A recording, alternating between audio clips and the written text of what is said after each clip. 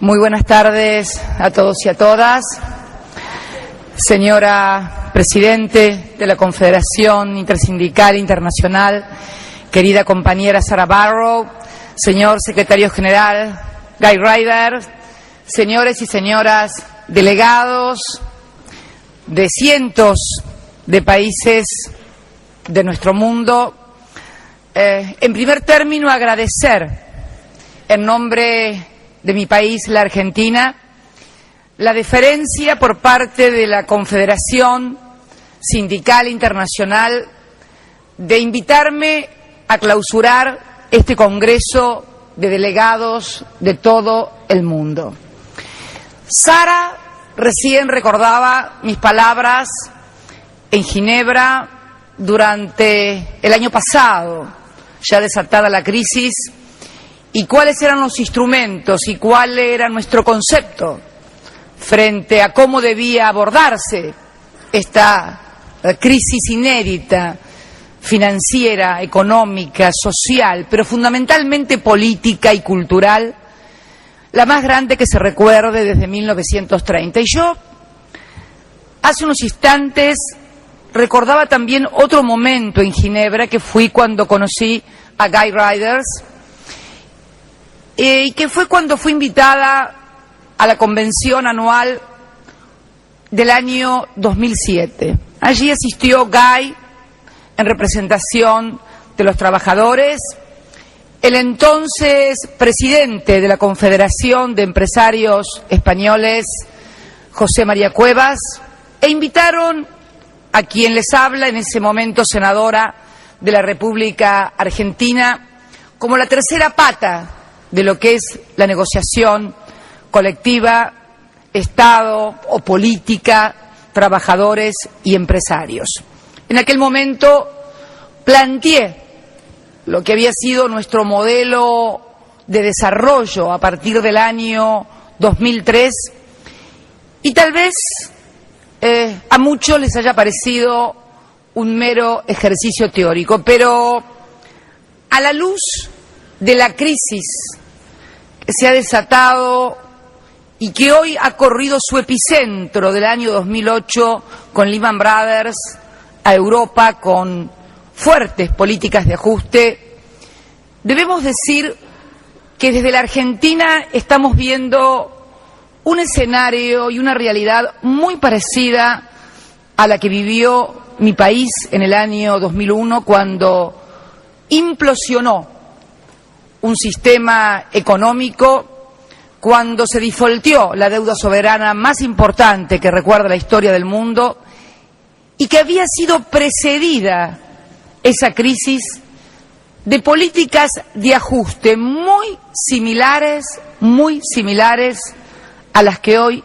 se intentan o se están ya aplicando en parte de la eurozona. Cuando comienza la crisis en mi país, comienza a aplicarse esta receta vieja, en donde son los trabajadores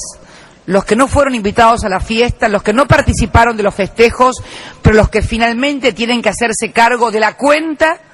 de la fiesta de los sectores financieros, fundamentalmente, que esto fue lo que pasó en la República Argentina. ¿Cuál fue la receta en aquellos momentos? Exactamente la que hoy se está queriendo aplicar, o ya se ha comenzado a aplicar en muchos países de la eurozona. El tema del déficit fiscal, nadie habla de irresponsabilidad fiscal, por cierto, pero una suerte de reestructuración de los gastos del Estado, pero fundamentalmente orientados a que los costos los paguen los trabajadores, y la concepción de que el problema radica fundamentalmente por allí en los beneficios que tienen los trabajadores o los beneficiarios de los sistemas jubilatorios. A punto tal que se ensayaron reformas de flexibilización laboral, algunas realmente en un marco escandaloso de corrupción estatal, con sobornos que realmente todavía avergüenzan hoy a millones de argentinos, y luego, con el advenimiento del nuevo gobierno en 1999, reducción de salarios de trabajadores del sector público, reducción de jubilaciones y pensiones que agravaron el congelamiento que ya venían teniendo las jubilaciones y pensiones y también los salarios desde hacía más de una década. ¿Cuál fue el resultado? ¿Hubo alguna mejora? No. Al contrario, la crisis se aceleró, se precipitaron los hechos y finalmente la Argentina cayó aún más en su PBI y, como no podía ser de otra manera, si se había endeudado con un determinado nivel de PBI, al caer aún más el Producto Bruto Interno, producto del ajuste, se vio imposibilitada de pagar su deuda y se declaró el default. Esta es la historia porque creo que es un ejemplo que debieran tomar no solamente los países, sino fundamentalmente los organismos multilaterales de crédito y multilaterales políticos y también el G20 a la hora de adoptar soluciones y cómo abordar el problema. ¿Qué era lo que sosteníamos nosotros en el año 2003 cuando se pretendía que se reestructurase o se pagase una deuda que era impagable en los términos que planteaban los que habían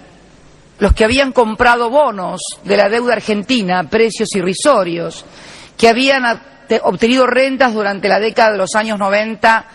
pingües en materia, por efecto de la convertibilidad, en materia financiera? ¿Y qué era lo que sosteníamos nosotros? Nosotros sostuvimos la necesidad, como lo hicimos finalmente, de reestructurar la deuda soberana del país,